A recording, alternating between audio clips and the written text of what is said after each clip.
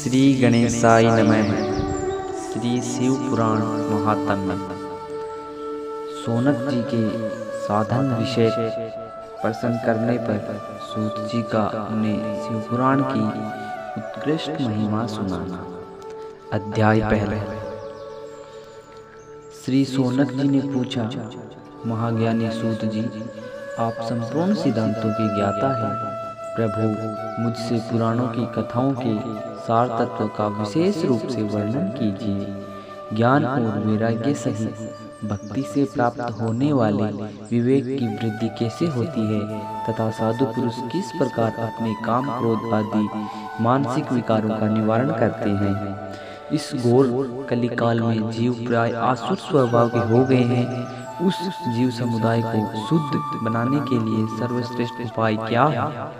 आप इस समय मुझे ऐसा कोई शाश्वत साधन बताइए जो कल्याणकारी वस्तुओं में भी सबसे उत्कृष्ट एवं परम मंगलकारी हो तथा पवित्र करने वाले उपायों में भी सर्वोत्तम पवित्र कारक उपाय हो।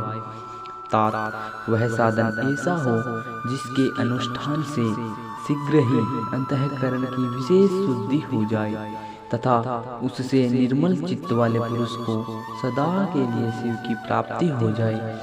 श्री सूत जी ने कहा, मुनि श्रेष्ठ सोनक, तुम धन्य हो, क्योंकि तुम्हारे हृदय में पुराण कथा सुनने का विशेष परम एवं लालसा है। इसलिए मैं शुद्ध बुद्धि से विचार कर तुमसे परम उत्तम शास्त्र का वर्णन करता हूँ। वह संपूर्ण शास्त्रों के सिद्धांत से संपन्न, भक्ति आदि को बढ़ाने वाला तथा भगवान शिव को संतुष्ट करने वाला है।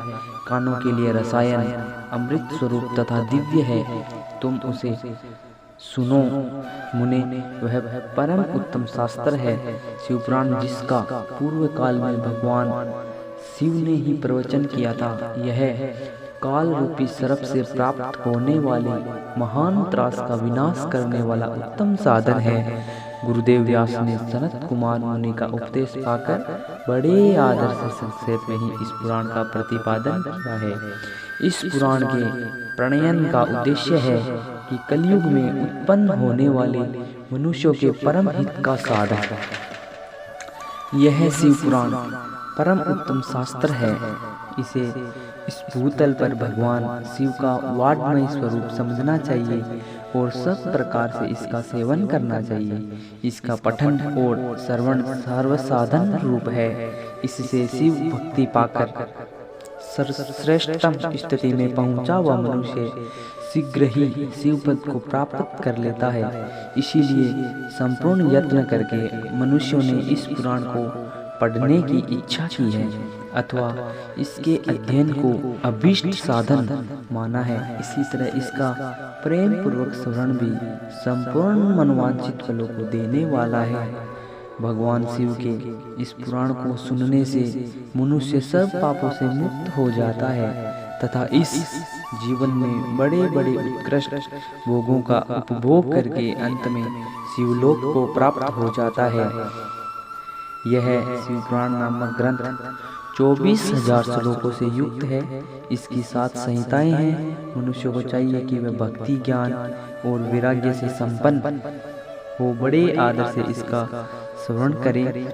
7 संहिताओं से युक्त यह दिव्य शिव पुराण पर ब्रह्मा परमात्मा के समान विराजमान है और सबसे उत्कृष्ट गति प्रदान करने वाला है। जो निरंतर अनुसंधान पूर्वक इस शिव पुराण को बाँचता है अथवा नित्य प्रेम पूर्वक इसका पाठ मात्र करता है, वह पुण्यात्मा है। इसमें संशय नहीं है। जो उत्तम बुद्धि वाला पुरुष अंतःकाल में भक्ति पूर्वक इस पुराण को सुनता है, उस पर अत्यंत प्रसन्न हुए भगवान महेश्वर उसे अपना पद प्रदान करते हैं। जो प्रतिदिन आदर पूर्वक इस शिव पुराण का पूजन करता है, वह इस संसार में संपूर्ण भोगों को भोग कर अंत में भगवान शिव के पद को प्राप्त कर लेता है। जो प्रतिदिन आलस्य रहित हो, रेशमी वस्त्र आदि के वेष्टन से इस शिव पुराण का सत्कार करता है, वह सदा सुखी होता है। यह शिव पुराण निर्मल तथा भगवान शिव का सर्वस्व है, जो इहलोक और परलोक में भी सुख चाहता हो उसे आदर के साथ प्रयत्न पूर्वक इसका सेवन करना चाहिए। यह निर्मल एवं उत्तम शिवपुराण धर्म, अर्थ, काम और मोक्ष रूप चारों पुरुषार्थों को देने वाला है। अतः सदा प्रेम पूर्वक इसका श्रवण एवं विशेष पाठ करना चाहिए। ओम नमः शिवाय।